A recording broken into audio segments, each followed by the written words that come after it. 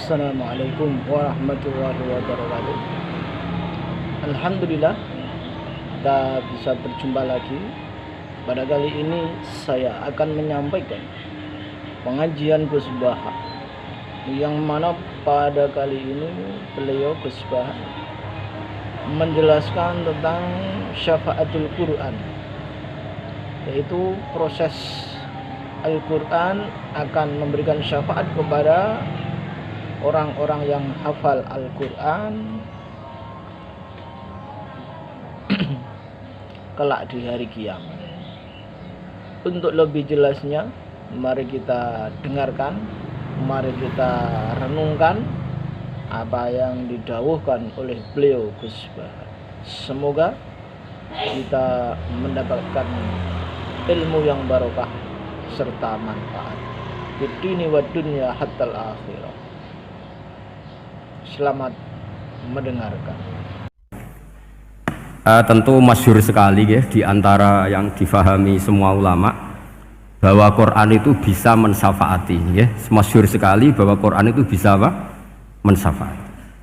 Bahkan syafaatnya Quran itu bedanya dengan syafaatnya Nabi adalah syafaatul Quran ini menghalau atau menghadang orang biar gak sampai kena azab.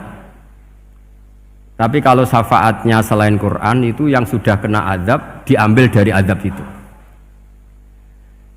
Nah, dalu niki kalau kepengen matur teng jenengan sedanten karena niki lami sekali saya kaji bahwa malaikat, nggih malaikat sinten mawon itu juga kena konstitusi aturan fikih. Jadi kalau kita sebagai manusia wajib menghormati orang hafal Quran, nggak boleh nyadui wong hafal Quran, nggak boleh ngidoni wong hafal Quran, maka malaikat juga kena aturan yang sama. Karena dia, malaikat ini termasuk makhluk yang mukallaf, makhluk yang kena tatanan Allah Subhanahu wa taala. Sehingga Rasulullah SAW dawuh, surat Tabarok disebut Al-Munjiyah, Al-Waqiyah, surat yang bisa menyelamatkan yang hafal dari siksa kubur. Pokoknya singkat cerita, ada orang itu fasik, mungkin ya layak disiksa. Pas sampai disiksa malaikat, surat Tabarok muncul menjelma sebagai seseorang. Kalau kamu menyiksa orang ini berarti nyiksa saya. Terus kata malaikat, anti min kalamillah, ya rujuknya memang perempuan karena surah itu dari muannas karena ada taknya. Anti min kalamillah, kamu ini termasuk kalamu wah. Wa ana akrahu musa'ataki, tentu aku nggak berani menyiksa kamu. Ya terus berdebat kata malaikat, ini orang nggak bener, ini orang fasik, saya harus mukuli dia. Kata surat Tabarok, sak fasik-fasiknya aku itu ning atine. Kena nyiksa dekne nyiksa aku. Wahnya debat karena nggak ada mahkamah konstitusi. Terus walhasil terus malaikat bilang gini, ya sudah kita lapor kepada Allah Subhanahu wa taala. Lapor, akhirnya surat Tabarok ini cerita ke Allah, ya Allah, ini orang setiap kali datang ke saya dari sekian surat-surat yang ada di Quran, orang ini milih saya. Yang dipelajari ya saya, yang dihafalkan juga saya. Ini kata surat Tabarok kepada Allah. Jika orang ini hafal saya tidak ngefek ke dia untuk tidak disiksa, maka mendingan saya tidak termasuk kitabika, saya tidak termasuk Quran saja. Wong jadi Quran ora iso nyafaati. Terus kata Allah, lho kowe kok emosi kata Allah. Ya harus emosi dong Gusti. Masa wis dadi Quran kok gak iso nyafaati sing apal. Terus kata Allah, wis pek aman. Makanya terus banyak orang ngapalkan surat Tabarok. Ya ini sekaligus ijazah nih. Untuk meradam kemarahan malaikat niku apal surat Tabarok. Syukur-syukur apal 114 surat. Oh niku malaikat sinten mawon pun kena ini. Cukup apal Tabarok. Sehingga adatnya orang-orang Jawa selain apal Yasin itu apal Tabarok. Nah saya itu lama sekali mempelajari bab ini. Ternyata di antara pokoknya itu satu, karena malaikat itu kena aturan fikih. Nggih imut nggih, malaikat itu juga kena aturan fikih. Jika orang hafal Quran itu haram disadui, kita haram menghinakan, maka malaikat juga kena aturan tidak boleh menghinakan orang yang hafal Quran. Dan alhamdulillah di banyak surahul hadis hafal Quran itu maknanya tidak harus hafal semuanya. Orang boleh hanya hafal Tabarok, boleh hanya hafal Waqiah, itu kalau kamu hafal betul, surat ini juga bisa berdiri sendiri mensyafaati Anda. Kayak ini surat Tabarok, beliau matur kepada Allah Subhanahu wa taala, redaksinya gini, inna fulanan amida ilayya min baini kitabika fata'allamani wa ta'alani. Jadi dari sekian surat yang ada di Quran, orang ini selalu milih saya ya Allah. Jadi gampangannya surat Tabarok, wong saya diprioritaskan orang ini, kok saya dingin-dingin saja ketika mau jenengan siksa, ini enggak fair. Apa gunanya saya sebagai kalamullah, sebagai kalamuka ya Allah, kemudian tidak ngefek kepada orang ini. Akhirnya walhasil sama Allah surat Tabarok diberi hak syafaat. Makanya akhirnya semua ulama ijma yang bisa mensyafaati itu adalah satu Quran, dua Rasulullah SAW, ketiga orang-orang soleh dan seterusnya. Tapi yang penting dari ngaji ini adalah bahwa malaikat itu kena konstitusi. Makanya saya punya ijazah untuk jenengan. Malaikat itu bisa diteror, sampean tenang saja. Malaikat itu bisa diteror, bisa dibully. Masyhur itu di cerita Nurul Dhulam, karangannya Senawawi. Sayyidina Ali yang mbahnya Habib Ali ini, Sayyidina Ali bin Abi Thalib. Ya, jadi Rasulullah kita tahu punya menantu yang top alim alamah namanya Sayyidina Ali. Sayyidina Ali ku yang menuso. Jadi dia ku iseng kepengen roh Umar ku wedi. Mergo mangkel. Wong kok ning donya anggere wong tau disentak iku kepengen roh Umar disentak. Wong sak urip-uripe nyentak wong. Walhasil Sayyidina Ali ketika Umar wafat, beliau berdoa, ya Allah saya beri kasaf supaya ngerti Umar sing mletene ngono anggere wong disentaki wani gak nyentak mungkar nakir. Mau itu tok tujuannya. Nah, karena Sayyidina Ali itu orang yang luar biasa, walhasil dituruti mbek pangeran kasaf. Wasaf melihat mungkar nakir datang itu matanya kalkidril wali, kayak apa panci yang mengangai. Oh seru. Umar baru bangun dari kubur. Sayyidina Ali sebenarnya ingin melihat kalahnya Umar, sebetulnya niatnya itu ingin melihat kalahnya Umar. Ternyata Umar tersinggung, langsung berdiri. Hei malaikat, kamu itu harus punya akhlak. Kamu tahu saya siapa? Saya ini temannya kekasihnya Allah. Yang diandalkan temannya, bukan dia. Jadi bolehlah neror malaikat itu boleh. Kamu tahu saya ini siapa? Saya ini temannya kekasihnya Tuhan, kekasihnya Allah. Ya ke sapa? Kancane Nabi Muhammad. Itu panik mungkar nakir. Panik terus matur Allah, ya Allah ini ada orang yang saya teror malah saya diteror. Siapa dia? Umar, temannya kekasihmu. Kata Allah, yo kowe iku yo sing di akhlak sithik, mosok ambek kancane Nabi gitu. Semenjak itu terus sopan jawab mungkar nakir. Tapi Sayyidina Ali gagal ngelihat Umar kalah. Padahal cita-citanya kepira Umar itu sekali-kali kalah.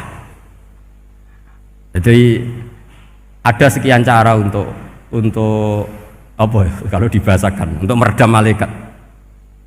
Masyhur ada ulama alim alamah pekerjaannya mengajar tauhid. Ngajar tauhid lah, mungkin tauhid primbon sampai tauhid apa. Ketika meninggal sama malaikat masih ditanya marbuka manabuka dan seterusnya. Imam Malik datang, "Hei malaikat, ini guru tauhid, saurip-uripe mulang tauhid, kowe ora tau mulang kok takok sing tukang mulang. Sing sopan." Ya sudah enggak usah tanya. Jadi cerita seperti ini mungkin orang lain boleh nggak percaya, tapi itu mudawwan, dibukukan di beberapa kitab, dan saya percaya itu karena secara umum kaidahnya adalah ala inna auliya Allahi la khaufun alaihim wa lahum yahzan. Tetap lahumul busyra fil hayatid dunya fil akhirah. Artinya kalau wali itu ngalami ketakutan ketemu mungkar nakir, berarti dia tidak punya busyra fil akhirah. Padahal para wali ini dijamin punya busyra, mendapatkan gembira di dunia, juga mendapatkan gembira di akhirat. Artinya kalau para wali ngalami ditanya mungkar nakir terus takut, apa mana mbok bayangno kepuyah-puyah, wah itu lahumul busyra. Jadi ini, makanya nyaman nanti kalau ditanya mungkar nakir, marbuka, saya guru tauhid. Ngajar di Qudsiyah kelas 6. Wah, harus jelas. Saya kalau ditanya juga gitu, saya guru Minhajul Abidin, ngajar di Habib Ali gitu. Minhajul Thalibin, harus jelas. Kalau Pak Najib lebih gampang, ketua menoro. Lebih gampang lagi. Enggak apa-apa.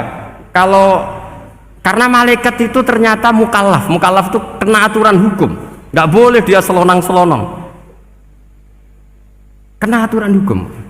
Makanya fa inna Allah ta'ala la yu'adzibu qalban wa al-Qur'an. Allah tidak akan menyiksa hati yang ada di Quran. Kalau orang hafal Quran sampai mati, artinya dia membawa Quran. Dan artinya apa? Malaikat kena aturan tidak boleh melecehkan orang yang membawa Al-Quran. Sehingga surat Tabarak nggak terima, ini orang ini hafal saya, kalau kamu mukulin dia kena saya. Tapi ini orang fasik, tapi saya di situ, kalau mukuli dia kena saya. Akhirnya kompromi terus konsultasi bi Allah. Akhirnya dibenarkan surat Tabarak. Ya, terus ini sudah clear ya, lolos ya, mungkar nakir lolos, baru kayak surat napa? Tabarak. Mungkin-mungkin buatan dites malih, nak dites malih ndredeg klira-kliru ribet. Tapi saya percaya itu ya. Saya tidak bisa membayangkan ya, ketika Quran disifati Rasulullah SAW bahwa Quran itu syafa', memberi syafaat, kemudian itu tidak ngefek. Saya itu keberatan sekali. Begitu juga apalagi ya, misalnya Rasulullah disifati akrobin nas, ahabbin nas ilallah, kemudian tidak ngefek bisa memberi syafaat. Itu tidak fair. Pasti orang-orang dekatnya Allah ini bisa memberi apa? Syafaat. Karena status kedekatannya Rasulullah SAW diantaranya adalah hak memberi apa? Syafaat. Karena malaikat yang semuanya itu kena konstitusi. Saya punya kitab Syarahnya Bukhari banyak, saya punya itu diantaranya riwayat dari Ahlul Bait, dari Sayyid Ali Zainal Abidin Anil Husain an abihi an Rasulillah SAW. Itu riwayatnya adalah ketika nanti di mahsyar itu ya tidak usah kamu bayangkan ya, karena ini bila kaifin walan hisorin, itu Nabi diantara Jibril dan Allah. Kemudian tentu yang akan masuk surga itu orang-orang yang sudah jelas surganya, kayak para nabi, para wali, para habaib, para orang-orang pilihan, itu jelas surganya. Tapi apa yang terjadi? Allah itu ya tentu Allah zat yang maha tahu, sudah sangat tahu. Itu Nabi usulnya itu hanya satu, ay Rabbi. Saya masih hafal teksnya, memang tak hafalkan karena ini tak mau tak pakai senjata untuk ketemu para malaikat. Bukan ya Rabbi, kalimatnya ay Rabbi. Ay Rabbi ibaduka abaduka fi atrofil ardi. Loh Gusti, yang nyembah jenengan bukan hanya orang kudus tok, bukan orang menoro tok, bukan madrasah-madrasah elit tok, bukan sekolah-sekolah anggulun tok. Banyak orang yang di tengah hutan juga nyembah jenengan, banyak orang yang kerja di Korea juga nyembah jenengan, banyak orang dengan segala kemiskinannya juga nyembah jenengan. Tidak hanya orang-orang mainstream ini yang nyembah jenengan. Akhirnya Allah ini terus nyari orang-orang yang gak jelas alamatnya, gak jelas statusnya, tapi di hatinya hanya masih nyembah Allah Subhanahu wa Ta'ala. Ini termasuk berkah dari rahmatnya Rasulullah SAW. Jadi nanti yang jelas ya tentu akan dapat surga karena posisinya jelas. Yang enggak jelas diusulkan sama Rasulullah, ay Rabbi ibaduka abaduka fi atrofil ardi. Itu luar biasa. Saya pernah ke Korea itu haru karena di sana ya ada yasinan, ada dibaan. Padahal kerja di negara ateis. Itu kalau mereka sholat, itu nyuri-nyuri waktu makan, sholatnya itu di kamar mandi. Ya jangan bayangkan kamar mandinya kayak di sini yang sempit juga. Kamar mandi di kota-kota itu kan mungkin lebih bagus dibanding kamar tidur jenengan. Kayak di hotel-hotel itu kan kalau santri so ngantuk, saking mewahnya. Jadi bisa kadang ada yang tanya, mosok Gus kamar mandi nek gue sholat mau cuwilik. Iwak kamar mandimu ini kamar mandi. Ya sering do tanya saya itu sholatnya sah apa enggak? Sah, semuanya gitu tak jawab sah terus.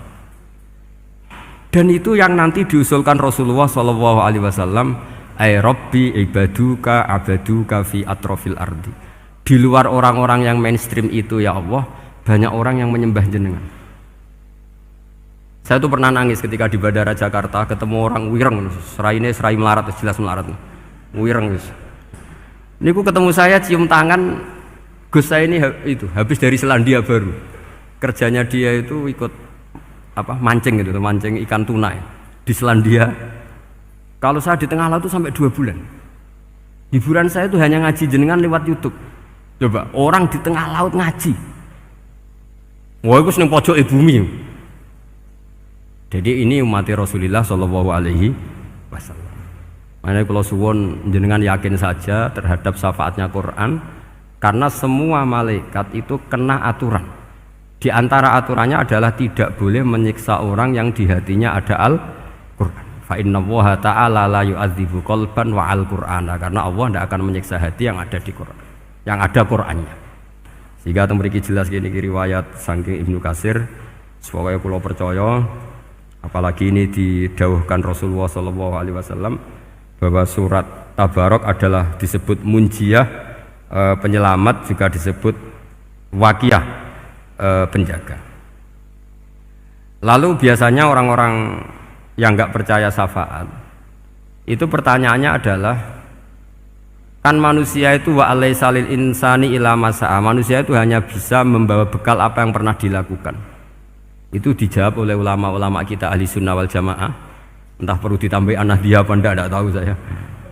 Saya ini kata orang banyak termasuk pengurus PBNU, tapi saya itu tetap nggak pati srek. Kalau ahli sunnah saja, tidak usah ditambahi anahdia. Karena nanti malah tidak global ini, ahli sunnah kok lokal ini jadi ribet. Ya, tapi kalau kita di Indonesia ya ditambahi anahdia tidak apa-apa. Karena mau tidak mau memang apa ya, dalam hal ikramus sahabah mungkin kita dengan Wahabi itu sama-sama ikramus sahabah. Tapi dalam hal percaya wasilah kita ini ada miripnya dengan Syiah, karena Syiah percaya wasilah, NU percaya wasilah. Tapi dalam bab ikramu kulis sahabah beda kita dengan Syiah. Fa innas Syiin itu ada sahabat yang dihormati, ada yang enggak.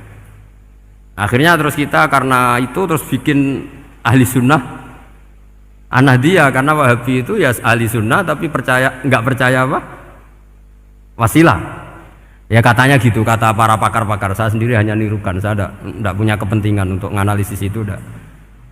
Karena pertanyaan di kuburan itu ya gampang, nanti marobuka, manabiuka itu gampang lah. Tapi ada KNU juga, ada nanti Gus pertanyaannya, wama jamiyatuka.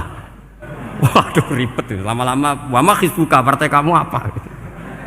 Ribet kan kalau semua orang kreasi nambahin, malah ribet kan. Tapi lewat ngaji ini saya pastikan bahwa surat Tabarok itu luar biasa. Terus saya teruskan. Wa qad rawat Tabrani wal Hafidz Ad-Diya al-Muqaddasi min tariqi Salam bin Sadrusih qala Rasulullah sallallahu alaihi wasallam suratun fil Qur'ani khosomat an sahibiha hatta adkhalathul jannah. Jadi ada surat di Quran yang mati-matian membela yang hafal sampai surat itu memasukkan orang itu ke surga, yaitu Tabarakalladzi biyadihil mulk.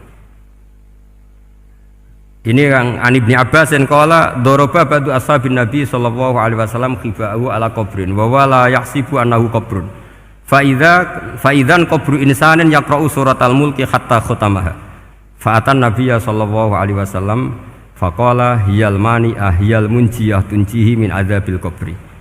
Jadi ada sahabatnya Nabi karena kemalaman dia bikin tenda di kuburan, dia agak ngira kali itu kuburan. Ternyata di situ ada orang Sohibul Qabri ini baca surat Tabarok.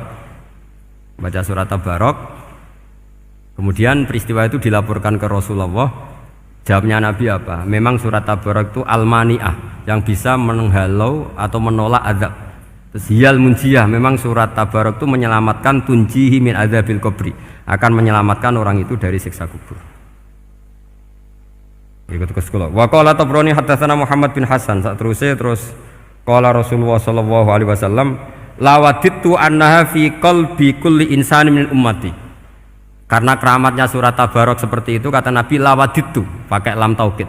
Yakti seneng ingsun annaha di surah yaitu Tabarok fi qalbi kulli insani min ummati. Karena keramatnya surat Tabarok seperti itu, saya suka kalau semua umat saya itu hafal itu. Nah, alhamdulillah barokahnya didikan para kiai, para guru, hampir semua kita ini hafal surat Tabarok. Daripada yang kampanye harus hafal Quran semua, ya sudahlah, ini al-maisur la yasqutubil ma'sur atau ma la yudraku kulluh la yudraku kulluh. Jadi saya itu punya santri orang Sulawesi. Itu dulu guru gitar. Santri di Jogja, dia dulu sekolah kesenian di Jogja terus jadi guru gitar. Saya ini kan kiai fikih. Saya madzhabnya sama dengan Pak Najib, termasuk ngaramkan gitar saya ini. Mau tak haramkan kok ora gelem ngaji malah ribet, tak halal ngomong gitar kok tak halal. Semeneng ae. Saya niru Mbah Mun, nek ono jawabane semeneng gak. Ya takok kadang, Gus, main gitar hukumnya piye? Kurang pegawaian tak jawab. Halal tak haram, Gus? Kurang pegawaian sejelas.